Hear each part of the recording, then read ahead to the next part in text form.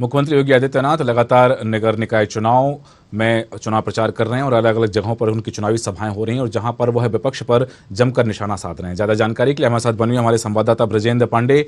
ब्रजेंद्र, जिस तरह से देखा जा रहा है कि मुख्यमंत्री योगी आदित्यनाथ लगातार निकाय चुनाव को लेकर के जनसभाएं कर रहे हैं। उन्होंने सहारनपुर से शुरुआत की, मथुरा में सभा की है और आज महाराजगंज में सभा है और सपा पर निशाना साधते हुए बसपा और कांग्रेस पर भी निशाना साधा है। जैसा कि उन्होंने कहा है कि पूर्ववर्ती सरकारें युवाओं के हाथ में तमंचा देती थीं, लेकिन आज भाजपा की सरकार युवाओं को टैबलेट दे रही है। पूर्ववर्ती सरकारों पर निशाना साध करके कितना उनका स्वार्थ सिद्ध हो जाएगा कि भाजपा के प्रत्याशियों को वोट मिल जाएंगे? चुनावी माहौल क्या कहता है?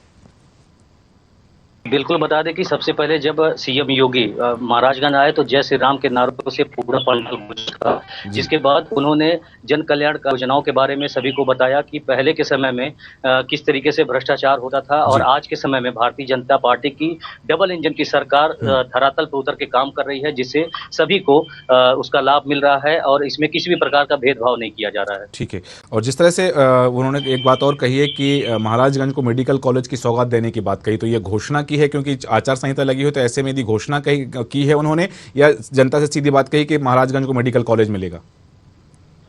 नहीं, पिछले 9 अप्रैल को सीएम योगी का दौरा था और उस समय से उन्होंने महाराजगंज में 2800 करोड़ की 1000 से ज्यादा परियोजनाओं की सौगात जनपद वासियों को दिया था।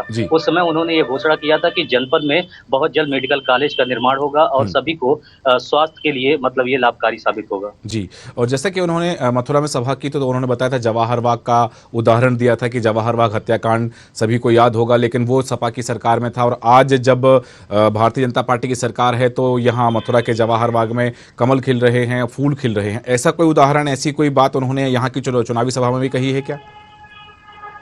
नहीं, इस तरीके की बात नहीं हुई है, लेकिन जिस प्रकार से जनता का समर्थन देखा जा रहा है उससे लगता है कि भारतीय जनता पार्टी एक बार फिर हो सकता है इस निकाय चुनाव में अपना लहराए। जी, तमाम जानकारी के लिए बहुत धन्यवाद। हमारे साथ बने हुए थे हमारे संवाददाता ब्रजेंद्र पांडे।